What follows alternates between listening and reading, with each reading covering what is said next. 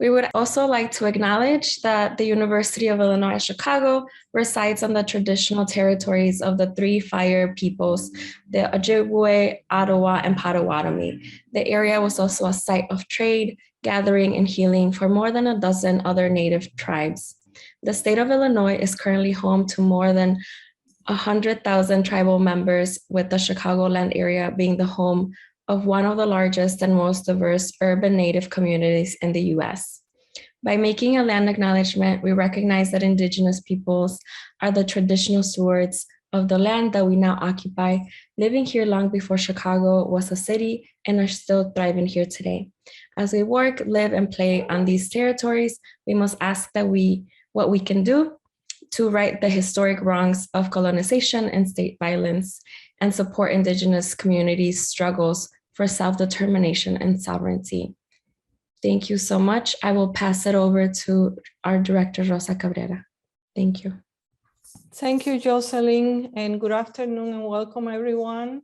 I am Rosa Cabrera, director of the Rafael Cintron Ortiz Latino Cultural Center at UIC, or the LCC, as most people call it. Thank you for joining us in our Climates of Inequality online series. This is the second run of Climates of Inequality. Last fall, 2020, we presented local leaders working on environmental and climate justice in the Chicago area. And this fall, we are extending the conversation to ECJ champions from across the country and abroad.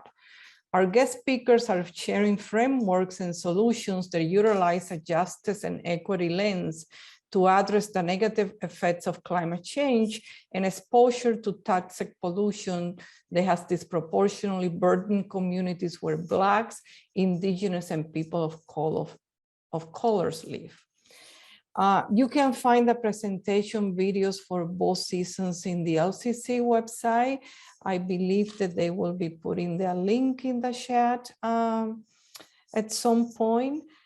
And so I just want to provide a little bit of context here to get the presentation going.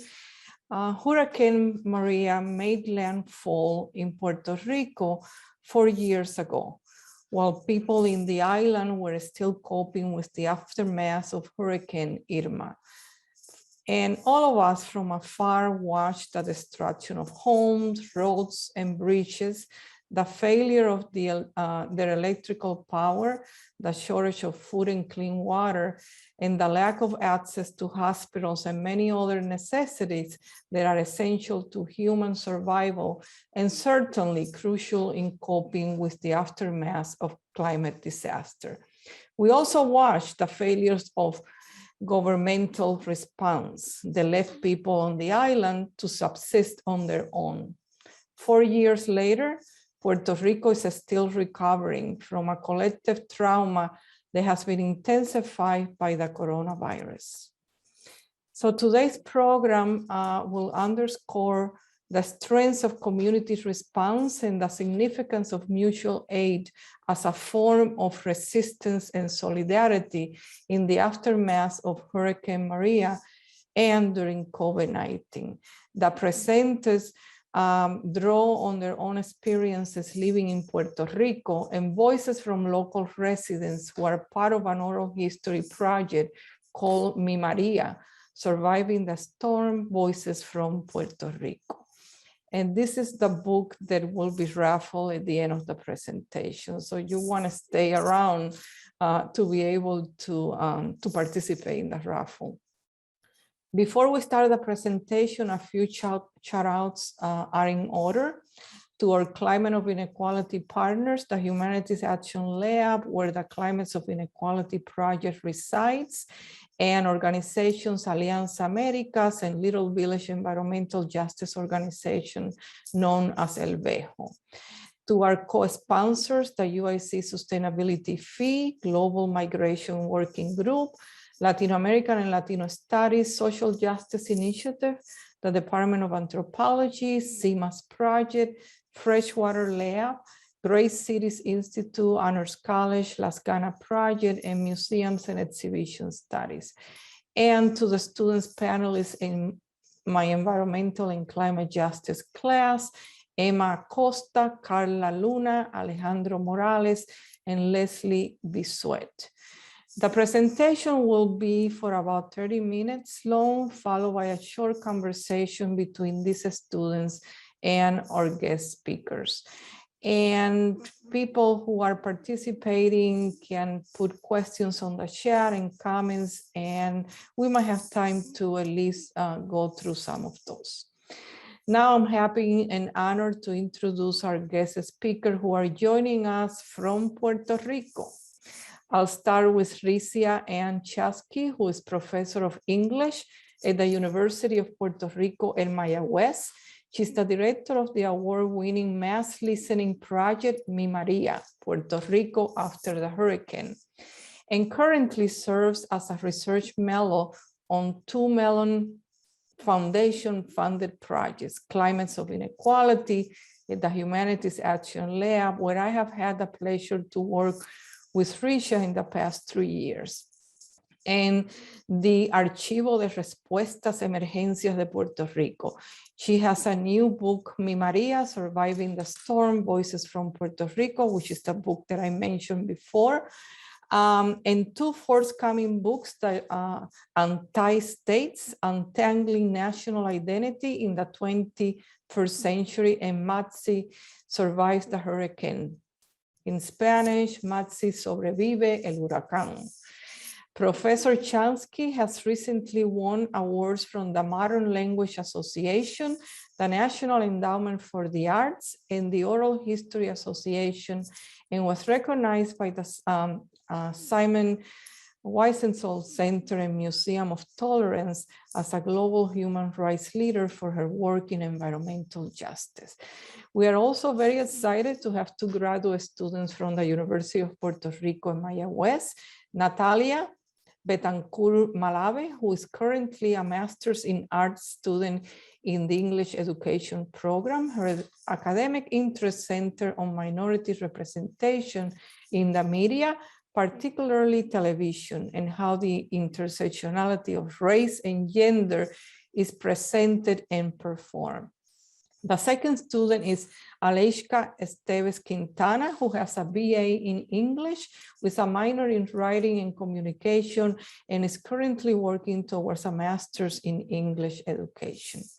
Welcome to the program, Ricia, Natalia, and Aleyshka. We are so looking forward to your presentation and conversation with the ECJ students and all of us. It is all yours. Thank you so much, Rosa. I appreciate very much your friendship and collaboration over the years, and it is my great pleasure to be here with you tonight. I'd like to thank the Latino Cultural Center for hosting us, and I'd like to specifically say thank you to Jocelyn for all of her work to set up this project. And I'd like to say thank you to the folks over at the Humanities Action Lab who have put together a really unique project that support all of us being able to work together as we all fight for climate justice. I want to mention 2 things before we start. The first is that we're in the middle of a disaster capitalism episode in which our electric utility has been leased by a private corporation, and that has triggered massive rolling blackouts. So we hope that our electricity and internet holds tonight. If it doesn't, we'll hop back on, and please excuse us. The second thing that I want to say is that we will be referencing some stories of trauma, and we want to say that up front so that if this is not quite the right time for you to listen to stories of trauma, you should feel free to duck out at any moment. We certainly understand after having lived this and shared this for many years that sometimes it's a little much to hold. I'm going to share my screen now, I hope, for a PowerPoint, and I'm hopeful that this is something that I can do with ease, and it looks like we're good to go. I'm going to start by giving an overview of our project, the first stage of our project, which is called Mi Maria, and the second stage of our project, which is called Sheltered in Place. And then Natalia and Aleyshka are going to talk a little bit about some of the cool and exciting things that they're doing in the program. And then we're going to circle back to me for a second so that I can introduce a secondary part of the project. And then again, Aleyshka and Natalia will walk you through the cool things that they're doing. And then I'll make a small finishing up comment, hopefully staying within the half hour that we have here. We will try our best. So tonight's presentation is called Everybody Eats, Stratified Disasters and Food Insecurity in Puerto Rico. Rosa, I'm very grateful for you for setting this up so nicely because I can cut just a little bit that I was going to say here. Hurricane Maria made landfall in the Puerto Rican archipelago on September 20th, 2017. And it's important to understand that this hurricane decimated the entire archipelago, destroying tens of thousands of homes, destroying farms, destroying businesses, cutting off supply lines so that we didn't have food or clean drinking water, cutting off access to healthcare, and that's both physical health and mental well-being, and preventing the repair of the electric grid, the repair of water pipes, and also preventing internet services from being offered, telecommunication services in general.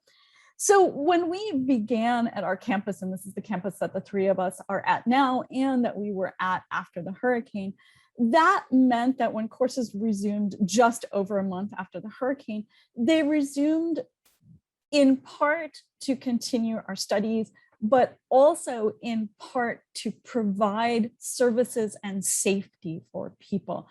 And I think that that's very important to what we're talking about this evening, because our campus surpassed the physical boundaries of a campus to open to the community and to provide for our students, for our faculty, for the members of our campus community, but also for the members of the community in Mayaguez, certain resources that were otherwise unavailable. So we were one of the only places on the west coast of the main island of Puerto Rico that had somewhat stable electricity, that occasionally had internet, that often had running water. But we were also a place in which people could acquire clean drinking water, could acquire food, and could acquire basic medical care. And so I think that that's important for us to recognize that the university became a hub in that disaster. One of the things that the university asked faculty to do after we returned to campus was to have students fill out a material needs form. What is your status? Do you have food? Do you have clean drinking water? Do you have a place to sleep? Are you injured? And because my area of study is autobiography studies, and what I have done in my career is consider the ways in which people tell the stories of their life, I invited students to add to this questionnaire about material conditions some part of their personal story of Hurricane Maria, and I called it Hurricane Memoirs. This was ungraded, it was voluntary, it was in no way mandatory, it had nothing to do with the grade. I was simply saying, because of what the urgency of what we have had to do after the hurricane, perhaps you haven't had a chance to lighten your load and share part of your story. So I opened the door for that. I was shocked to receive over 100 hurricane memoirs. The majority of them were written on paper with pencil, and I read them by candlelight because it would still be long months before we had electricity. I warned you that you might feel emotional about some of the things we say tonight, but now I warn you that I might feel emotional about some of the things I say tonight. I read stories of students who were in homes in which the roof peeled off in the hurricane and flew away, and people's possessions flew after them. I read stories about people holding on to their grandmothers and crying for hours as the hurricane raged outside. The words screaming and crying were repeated again and again. One student described the experience as living in a post-apocalyptic movie after the bomb has gone off. I finally came to the narrative of a student named Alejandra, and Alejandra told me that the saddest part of her life was watching her neighbors dig 2 graves in their backyard because family members had passed away after the hurricane because the electricity remained off and the hospital remained closed. So these family members had medical conditions that were fully treatable under typical circumstances, and they had passed away because in the aftermath, aid was not forthcoming, support was not forthcoming. And this is when I decided to begin my first project, Mi Maria, Puerto Rico, after the hurricane, because I felt as though students were carrying too much with them. I was concerned that they felt disempowered, that they had no means of creating change. They had no means of helping themselves, their families, and their communities. In the Mi Maria project, myself and my colleague, Jocelyn Haliga Vargas, taught 4 oral history courses on campus. We trained approximately 150 undergraduate students in the ethical collection, transcription, translation, editing, and dissemination of oral histories of disaster. We were lucky enough to partner with 2 organizations in that project. The first organization is Voice of Witness, which is a nonprofit organization that believes that by amplifying individual people's stories, we create change. And that's the book that Rosa mentioned to you that will be raffled off this evening. 17 narratives are in that book, 8 of which began as student projects in those classes. And I'm ridiculously proud of the fact that what we did in our classrooms, and students committed to an intensive editing and follow-up program after those courses ended. But I'm incredibly proud that 8 students have their work shared in that book. The Humanities Action Lab, where Rosa and I met and where we work together, is a translocal community group, community action group. And what that means is that each of the 27 partners in the group have their own individual issues that they are addressing through climate justice, but we understand that our work is all interlinked. You are now experiencing the Climates of Inequality exhibition that Rosa contributed to, and that myself and my students in the Mi Maria project contributed to as well. As we were, and I don't want to say winding down, because I think in a project like this, you never quite wind down your work because you make such personal attachments. And but as we were sort of thinking through how we were finishing up the book and how we were finishing up our contribution to Climates of Inequality at the Humanities Action Lab, we all began to face the global pandemic of COVID-19. And so the project that Aleyshka and Natalia and I want to tell you a little bit more about tonight is the project called Sheltered in Place. We developed this project because on December 28, 2019, the first of a series of over 5,000 earthquakes hit Puerto Rico. And the scientific name is actually a swarm. So the swarm of earthquakes is still ongoing, and we are still having earthquakes since that time. As you all know, March 2019 was really, March 2020 was the time that we all started to shelter in place because of the coronavirus.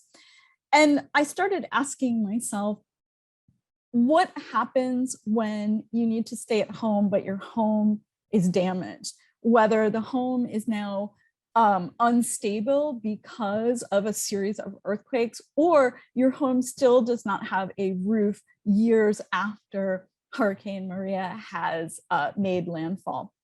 What happens when you're told to wash your hands at every moment when you do not have running water, or your water is not safe to use, or you are relocated into a tent city because of the earthquakes and there's no running water there? And so I started thinking a lot about how do we shelter in place? How do we take care of ourselves when there are other lingering or ongoing issues of disaster? And so I started to ask the question, what is a stratified disaster? What does it mean to experience one disaster when you're still experiencing another disaster and then a third disaster comes? But in our case in Puerto Rico, and I would venture to say that this is the case for lots of folks, there are other stressors on the system. One of the stressors for us is that we have a colonial relationship with the United States. The United States decides what relief goods pass to us, what means of mitigating disaster are enacted in the archipelago. And that's tied very closely to systemic racism that decides whose stories and whose lives matter and how that relationship to community is built. One of the things that is very important to understand in our situation is that because of the colonial relationship with the United States, an act was passed in the US Congress that's called the Promesa Act. And the Promesa Act instilled an external fiscal oversight and management board in Puerto Rico. And how that board has decided to oversee economic well-being in Puerto Rico is by enacting austerity measures that have triggered a humanitarian crisis. Cut down on medical services, cut down on social services, cut down on educational services, cut down on anything that is for the well-being of the people. And so it's important to think that as much as we have the natural disaster of the hurricane, we have the disaster of the earthquakes, we have the global pandemic of COVID, all of this is happening within an economic depression that is triggering a humanitarian crisis because of these austerity measures. So when I'm talking about stratified disasters, I'm talking about one on top of the other, on top of the other, and how do we think about that? And obviously these issues intersect as well, and there's important intersection to think about. But I like the term stratification because we're talking about human beings and the weight of what is placed upon human beings. How we've decided to move forward in this project is trying to understand how people eat. When we look at the oral histories that we gathered in the Memoirs project, we saw 4 main threads. Our 4 main threads were potable water, that people could not get clean drinking water, did not have access to clean drinking water. In addition to that, food insecurity became a very important issue because our supply lines were broken. Hurricane Irma, that was 2 weeks before Hurricane Maria, did make landfall in Florida. 87% of the food in Puerto Rico is imported, and the majority of that comes through a single port in Florida. In addition to that, the majority of our farmland was destroyed in Puerto Rico during the hurricane. The majority of our livestock was either destroyed in the hurricane, or a very strange phenomenon happened in which livestock could not give a live birth for months, and in some cases up to a year after the hurricane. In addition to that, grocery stores were destroyed, or grocery stores could not receive goods.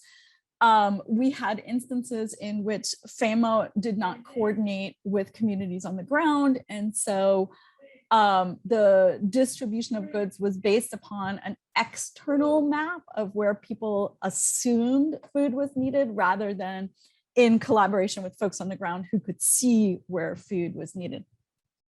So this is something that became very interesting to us on the project because there are different needs, right? So the needs that we have in the aftermath of a hurricane is to get healthy food to people, sometimes in remote areas, sometimes in places that other folks couldn't reach. But under the COVID pandemic, we had a need to be physically distanced from the people we love, the people we care about, the people that we saw in need, especially our elders. And so we started to think about this need for food, and we started to think about how do we adapt. And we are in the process of looking at some pretty amazing mutual aid organizations, some of which were in existence prior to the hurricane, most of which came up during the urgency after the hurricane. And then instead of saying, okay, we're done, let's finish, said, wait a minute, we have new needs. How do we adapt for the earthquakes? How do we adapt for COVID? We have what I'm going to call a main partner and then micro partners. And I just want to be clear that we're not using the term micro to indicate lesser than or worth less than. Micro partners in the sense that we're meeting with them for a certain amount of time, where we do have one major partner that we're spending the majority of our time with. Our major partner is Come Colegial, and Come Colegial is led by a woman named Lucy Serrano Gaston. And Aleyshka and Natalia are going to tell you a lot more about Lucy in just a second. But Lucy is a person who saw that at the beginning of the economic crisis, students were having to choose between rent and tuition and between food and tuition. And we had a really terrible moment on our campus when we came across a group of students sleeping inside one of the buildings because they couldn't afford to both go to school and pay for shelter or food. Lucy stood up at that time and Lucy said, this is unacceptable and I'm going to start an organization to feed students. Before the hurricane, and I'm going to get emotional over this again, before the hurricane, Lucy and those of us who were working with her were feeding approximately 101 students. After the hurricane, there was open enrollment and they had to end at 1,104 because they simply ran out of food. And so this is an organization that was in existence before the hurricane. It was created to address economic need. It adapted to feed folks after the hurricane. And then it shifted again to create boxed meals to distribute. So what we're thinking about here is how did Come Colegial respond to Hurricane Maria? How did it respond to COVID? And how did it evolve? Because it is now a model that's being incorporated at all 11 campuses of UPR and beyond the campus. Before I turn it over to my wonderful partners, I just want to say that we're thinking through, and we certainly haven't come to any final decisions here about what is best or perfect in any sense of the imagination, but we're trying to think through what is a trauma-informed methodology. And this is something that we've talked to the Voice of Witness folks a lot about.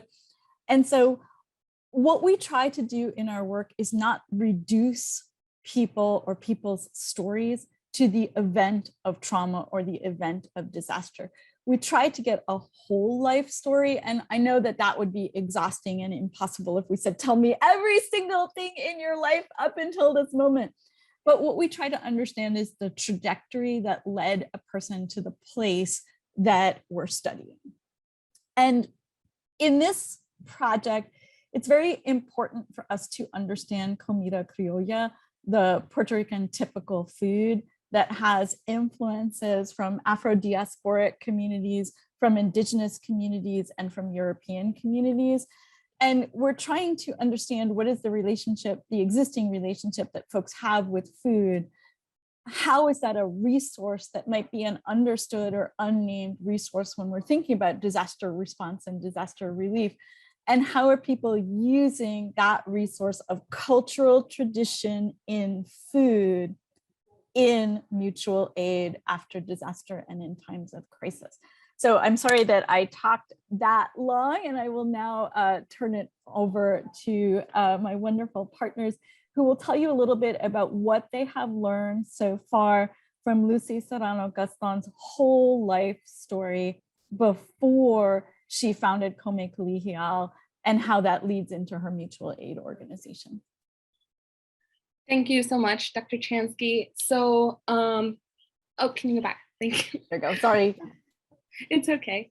So on our first interview with Lucy, we discussed with her background with food, and particularly how her relationship with food began. What were her first memories of her favorite food, or her first memories actually making a recipe with her family.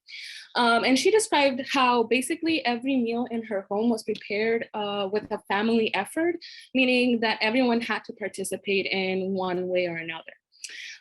However, for this, I want to discuss her experience making the traditional Puerto Rican Christmas dinner, because it is a tradition that is shared by many families throughout the archipelago. And by talking about this tradition, I mean making the food from scratch.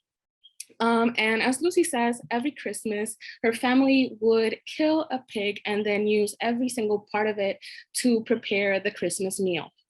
That pig is used to make pasteles, morcilla, and even as a child, Lucy knew the progress of how to make all of these processes. She found the entire ordeal of making morcilla particularly very grotesque and explained how traumatizing it was for her to first listen to the pig being killed and then having to clean everything up and the entrails, including the feces and the blood that came out of the intestines. And she later explains that she couldn't even eat the morcilla afterwards because she could remember the process and be disgusted by it. She would later, as she grew up, make up excuses to be out of the house when this was happening so that she wouldn't have to deal with those parts of the tradition. Thankfully, however, her niece loves this tradition and continues it with her grandparents, Lucy's parents. And now that Lucy's parents are elderly people, they cannot raise the pig themselves or kill it themselves. So they actually pay someone else to do this part of the process for them. And so that process takes about a year to happen. And so that's why it's a Christmas tradition. And so pasteles, morcilla, and even lechon asado are some of the dishes that can be made from a pig, just for different multiple meals. And so this is a good example of how a tradition itself began as a measure to ensure food security for everyone in a community. Second, on the topic of tradition, Lucy mentioned el aguinaldo, which is a big tradition for her and her mother does it every year around the same time, Christmas time.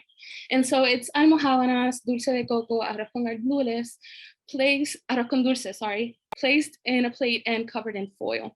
And so that was Lucy's mother's favorite aguinaldo to her and her neighbors. Lucy, however, is a lot less traditional with all of this, and she does it whenever she feels up for it or when she has some antojo or a special desire for any of these sweets. And so I love the idea of el aguinaldo because it details how we can use food to care for and support one's community simply by sharing what we have. Next slide. The next slide, thank you. And so here I posted some pictures, the first. Thank you, sorry. So I posted some pictures of what Lucy's mother prepared in her aguinaldos. So we have el arroz con dulce, which is basically rice, sweetened rice with raisins and cinnamon.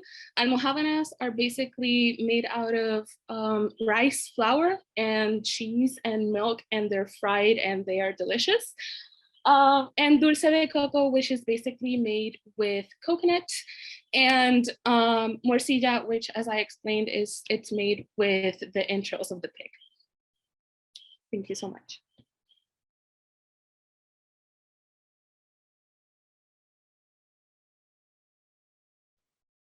Okay, so thank you. Can you hear me?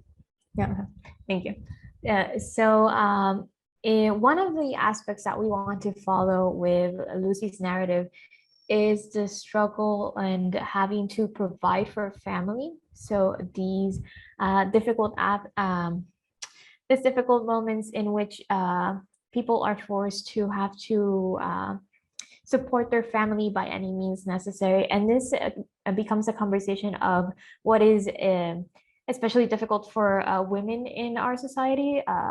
And in the case of Lucy's narrative, that women are most expected to contribute in household chores. And then also, what type of labor can a mother do to provide for her family? So domestic labor then becomes something that is really important and something that we can observe in this narrative. And kind of from talking to Lucy, she has been cooking since she was like in 5th grade, so like 10 years old.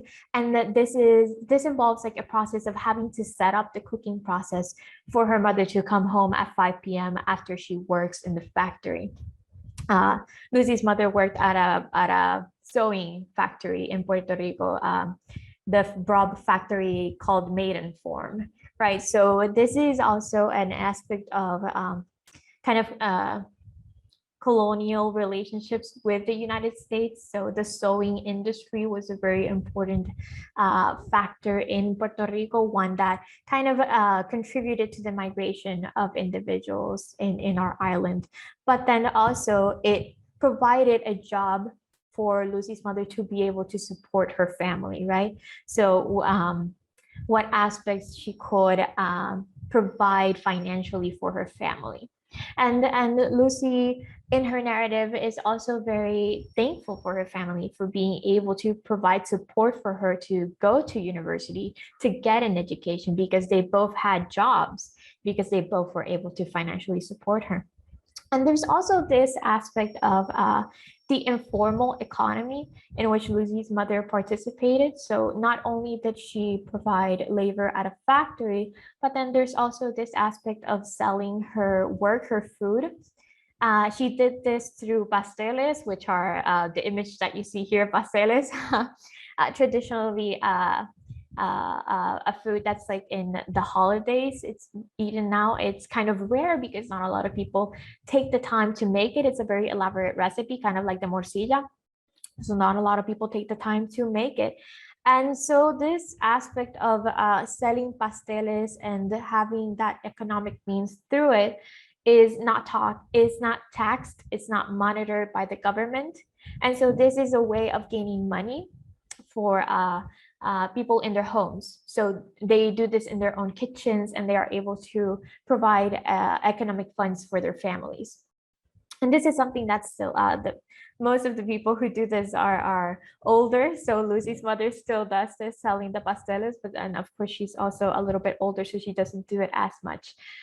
I have a couple quotes right here, right? So Lucy says, my mom was a great cook. In fact, she was well known in Mayagüez because she made the pasteles. So this was something that was a business for her, and it was also very in demand. And it's important to note the traditional cuisine here, and also the expertise involved in producing these recipes, and also memorializing the recipes is an important aspect of it. And Lucy talks about her mom's cooking like it's delicious, it's the best thing that ever happened. And there's also this aspect of having to sell the pasteles, right? So not only sharing the food to the community, but then also having to sell this in order to support a family. And there's these when we're talking about labor, domestic labor, and what is expected gender labor. So in her narrative, Lucy also mentions economía doméstica. I'm not sure how to say that in English, but the class that Lucy participated in school, which is part of the school curriculum, which is a very gendered class in which girls learn to cook and sew. And so this becomes something that is both very traditional, right? These traditional gendered experiences, but then also become a means of learning how to provide for yourself in a certain way.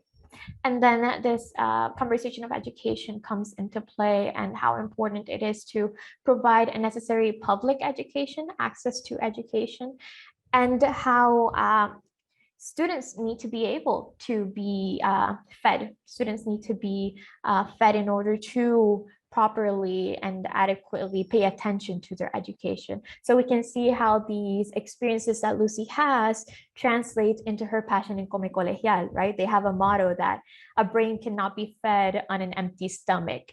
And so we see those parallels there, where we have to be able to feed our students in order for them to do their best.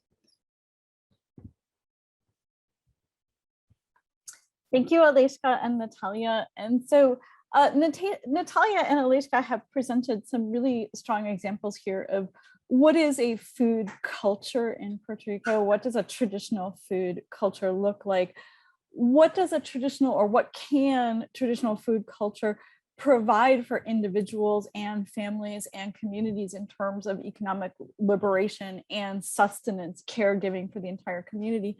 And so this is the foundation we're laying for our study of Kome Kulihial, and how are we looking at tradition manifesting as more formalized mutual aid. This is a pedagogical project, and the work that we're doing with the Humanities Action Lab is developing a new generation of leadership. And so what we've done in our project is I've designed this larger project about food insecurity and about how we can look at cultural history leading to mutual aid and informing mutual aid.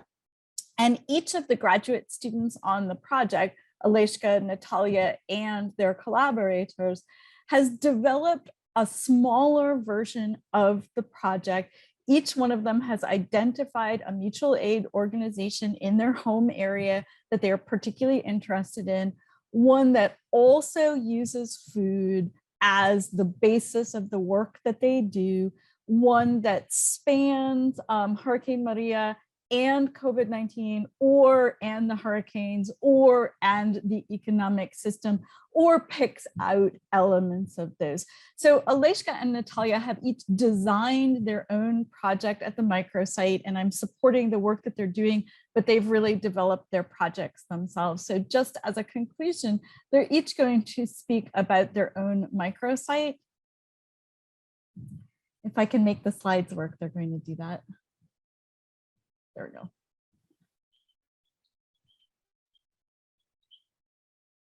Okay, so I focused on community access to local produce.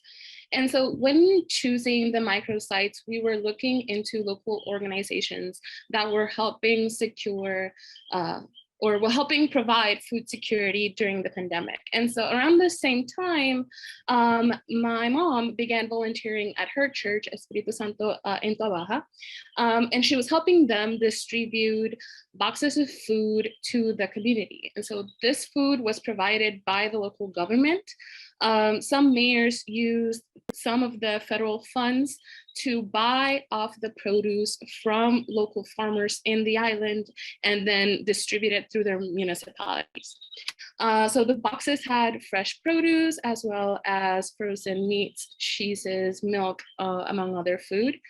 And so in Tobaja, these were given to the local churches and organizations who distributed the food through different methods. So in the church that my mom goes to, they did a drive-through pickup system. So they would just have everything in tables and you would drive by and they would put everything in your truck.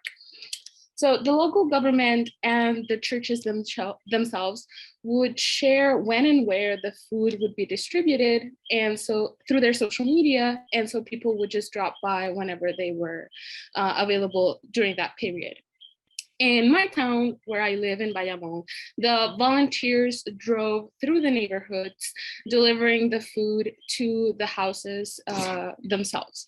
And so in my municipality, once the people received the boxes, you would fill out a sort of survey, a voluntary survey, so that the municipality could keep records of where the food was going. It is important to note here that this initiative was not successful in all the municipalities. There have been reports that some of the funds were stolen or mismanaged. So I'm discussing this particular instance in these two neighboring municipalities, in which this model was actually productive and helped a lot of people for several months. So the organization within the church that my mom belongs to and that I chose as my microsite, it's named Caritas. And I chose it because it was an organization that I saw stepped up within my community when people were in need. And so after Hurricane Maria, many people struggled to gain access to food, water, and electricity.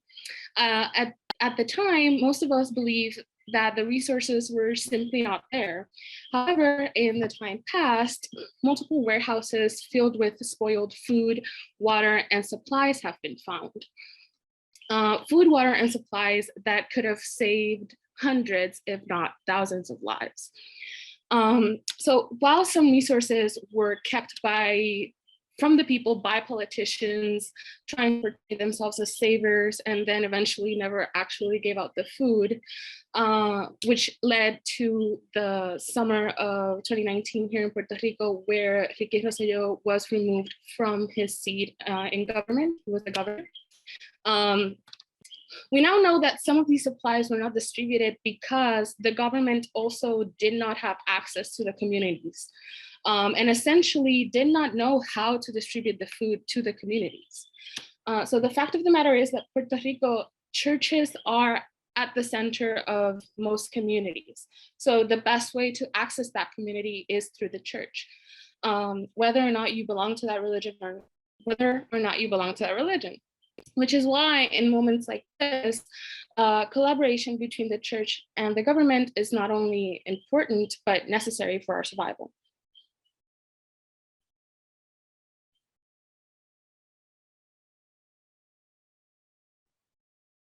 Okay, the organization that I identified in my town of Mayagüez, right, is called A la Cena Feminista, which translates to the Feminist Cupboard. And they call themselves a space that seeks to eradicate and combat low accessibility to food and items which are basic necessities in Mayagüez and the surrounding areas. And so this group was built on the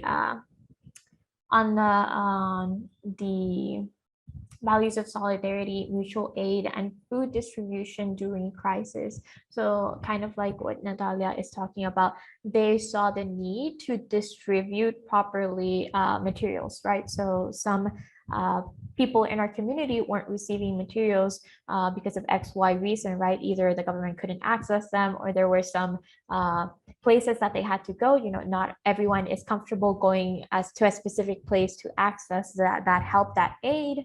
And so the feminist cupboard, right, La Cena Feminista, they kind of built this space in the urban area, right? So they took an abandoned municipal area. This is, if you've ever been to Mayagüez or if you've ever been to an urban area in Puerto Rico, you know that there are a lot of abandoned stores, a lot of abandoned structures. And so they kind of took over one of these structures, right? And built shelves, built makeshift boxes where they could place food that is easily accessible to everyone. So it's not hidden behind a lock, it's not hidden behind a door, anyone can just walk in. It's in the street, right? So it's in the La Cera, so you can just walk in, take what you need, and you can also walk in and leave what you can. And so that's their motto: take what you need, leave what you can. And it's the expectation is that this is a self-sufficient space that needs no monitoring, it needs no gatekeeping, and so people can just access it as they need, and they can feel free and unjudged to take the items that are necessary. So when we're talking about some of these items that are not typically shared, so feminine hygiene products, they also share things that are like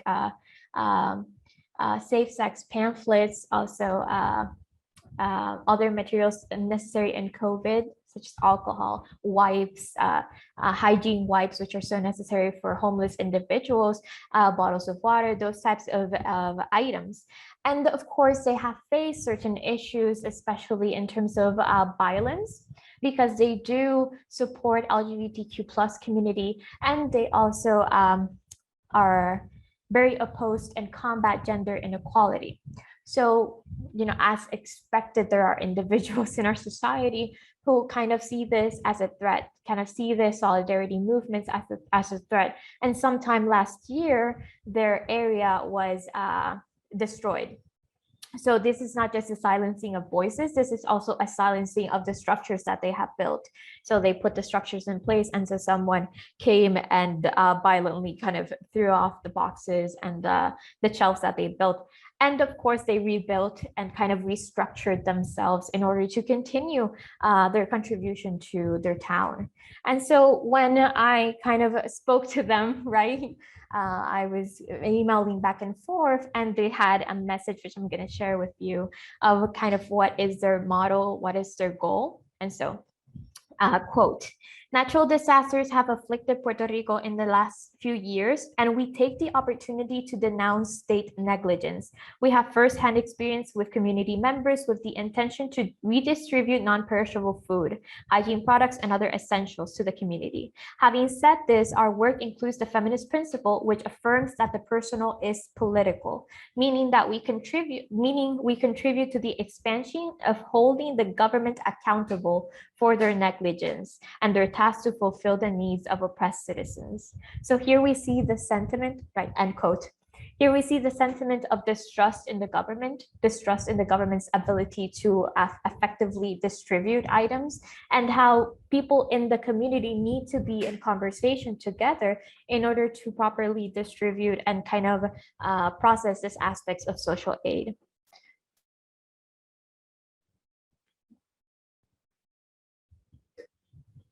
Thank you to both Aleyshka and Natalia for sharing not only the work that we're doing together with Comek Ligial, but also for sharing about each of your microsites. And thank you all for listening to us talk about our project. We very much appreciate this opportunity.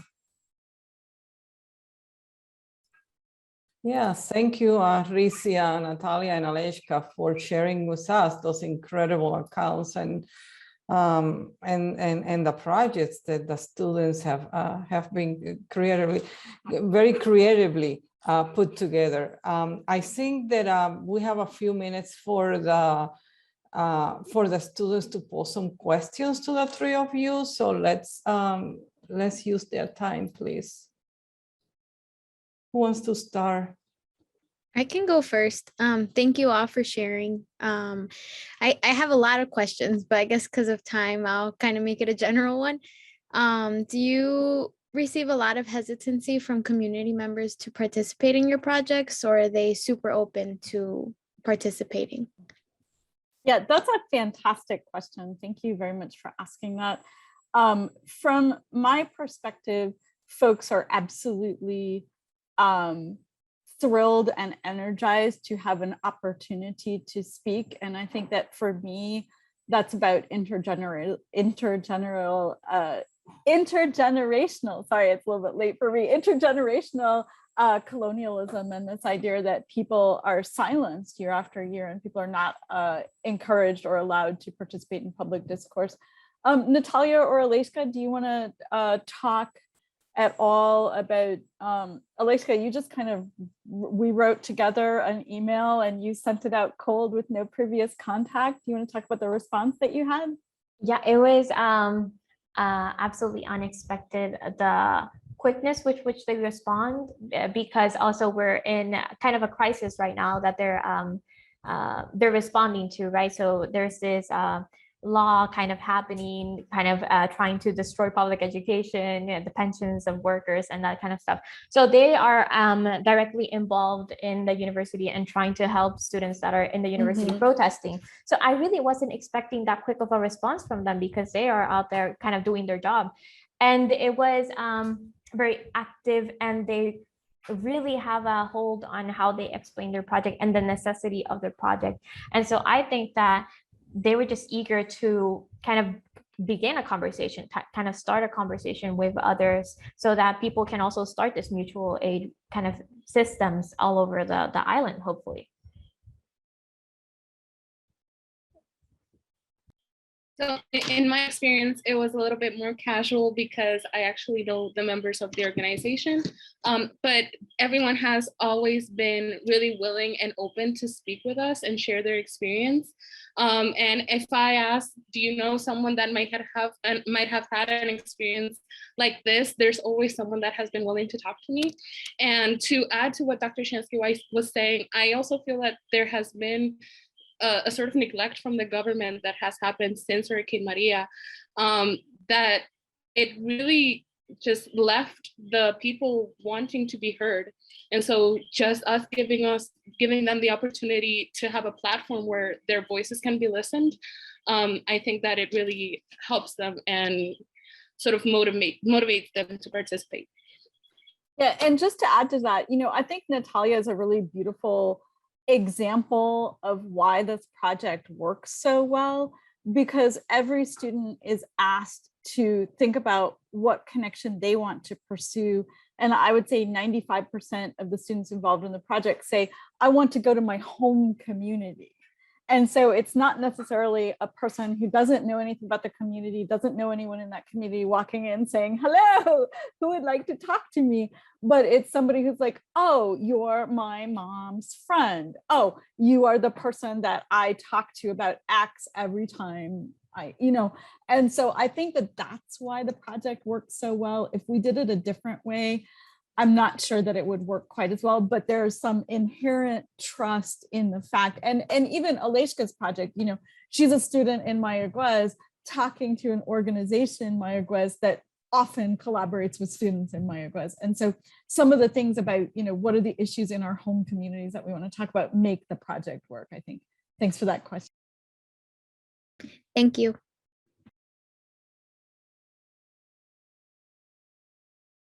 Yes, thank you so much for the presentation, Ricia, Natalia, and Aleyshka. I'm just curious about how did you manage, or how did you deal with this relationship between the emotional thing and how this emotional issue could intervene in the way action is taken, and how the community did also talk about that. Thank you. Yeah, Alejandro, that's such a good question, and I don't know that we can successfully answer it in one conversation. You are very welcome to come over for coffee and talk with us for a couple of hours. I'm going to give an answer, but I think that Aleyshka and Natalia probably have better answers to this. I think that we're very much together, and we're very much focused on trying to take care of each other and trying to support each other. And I will freely admit that I'm a crier and that this work makes me cry. And I think that's okay. I think the day that it doesn't make me cry, there's a problem. And I will also say that, I am very good friends with some of my narrators at this point. And I understand that in a mass listening project, when you're talking about hundreds of stories, you can't necessarily be close friends with everyone. But, I have narrators who call me to tell me when good things and bad things happen in their life. And, I go to people's houses for cake, and so I think that the era, and this is just me speaking here, I think that the era in which we're supposed to be detached scientists of the sort of neoliberal humanistic stage, that era is over, or that's over for me. And the story that I always go back to is, you cannot stand in a water line with your students for 6 hours and then go back to class the next day and be like, hello, I totally ignore the fact that neither one of us had clean drinking water, and we stood side by side as humans trying to get a bucket of clean water. And so I think that recognizing that we're all human, and recognizing that that means that we all have complex emotions and that we're co-participants in a communal trauma is really important. And I actually got into a little disagreement with a scholar who was saying to me, if you're emotional about the work you're doing, you shouldn't be doing that work. And I 100% disagree with that. And I do believe that when we're personally invested in our work, we do a better job. And when we're talking about solidarity and mutual aid and community-oriented work, it's important to have those human connections. Aleyshka and Natalia, do you want to respond? Well, at least for me, like Dr. Chansky said, the best part of it has been able to have the support of my teammates with me. For example, in our interview with Lucy, she made a comment that really affected me personally and made me cry during the interview. But I was so lucky that I had Aleyshka there with me, and she completely picked up and she kept going with the interview as if nothing had happened, giving me the opportunity to sort of compose myself and come back to that. So I would just say the support of the team it's what allows me to do a good job. in this. Thank you for that, Natalia. I have to say also the support you've given me. I love it. And interviewing Lucy was also a very emotional part for me because I am someone that has been helped by her organization. I'm about to cry right now. So this dress I have on actually was given to me in Come Colegial. They have given me money for shopping and a bunch of stuff. It's just, the work she does is amazing. And I'm just so happy that we get to interview her, that we get to memorialize her work. I'm sorry. Aleyshka, we love and support you, and we are very proud of you. And we are absolutely delighted that this project can help all of us give back to Lucy, who is an amazing, amazing human. So Alejandro, we are so invested in this project personally, as you can see from the three of us starting to cry here. And Lucy and Come Colegial is not a separate thing from our lives. It is a part of our lives. I have fed students since 2014 through that. It says on my syllabus that I have an everybody eats policy in every single one of my courses, where I will feed anybody who needs it, and I leave food outside of my office door. And so I think that that's, you know, we're not getting through this alone. And I hope that no student involved in this project thinks that they have to get through this alone. You know, I think that Natalia and Aleyshka and I will be friends for the rest of our lives. You know, I think that we built something different here. And I'm not saying burn it all down, but I'm kind of saying burn it all down. That, you know, we need to think about how we do research and projects in different ways. And I don't think it's good to say that the faculty members on one side of the desk and the students on the other side of the desk. And I don't think it's good to say that scholars are inside the university and community partners are something separate. I think we're all partners, and supporting each other for a common good is kind of how we get through that. Thank you. Thank you so much. Muchas gracias again. Thank you so much, Aleyshka. Yeah, thank you so much to Ricia, Natalia, and Aleyshka. It has been so powerful to listen to you, and also to think of food traditions as a form of mutual aid in response to disaster, right? You know, we're going into overtime here, so just to honor everybody's time.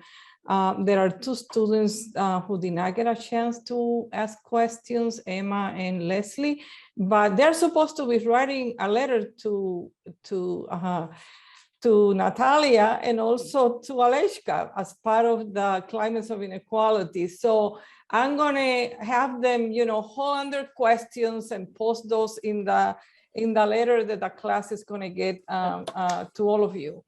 And I have been reminded, Ricia, if you can pick a number 1 through 26 for the raffle.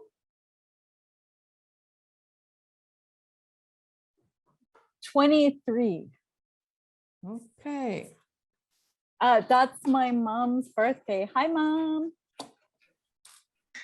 Thank you for picking 23. It looks like the person who won the book raffle is Nancy Morales. So yay for Nancy. We'll reach out to you after the program. Congratulations, Nancy. I hope you really enjoyed reading the book. It's fantastic. Just want to give my thank you to the student panelists, the LCC staff, the Humanities Action Lab. They were hosting the webinar, and all of you for listening, for sharing a space with us today, curiosity for the life of our friends in Puerto Rico, and also for sharing purpose to build and sustain collective power, right? And action to tackle the climate emergencies that is harming communities locally, nationwide, and worldwide. I hope you can enjoy us in our final Climates of Inequality presentation, which is scheduled for Wednesday, November 10th at 4:30. And this will be with guest speaker Maria Lopez Nunez from Ironbound Community Corporation in New York, and they're also partners in Climates of Inequality. And you can register in the LCC website for that particular presentation. So again, thank you to everyone and have a wonderful evening and stay warm because it's getting quite cold in Chicago now, unlike in Puerto Rico, right? And thank you very much from our team. We really appreciate your engagement. And I know that I talked a little too much. And so if you do have a question that didn't get asked, please feel free to email us. We very much are very happy to talk to anybody who would like to.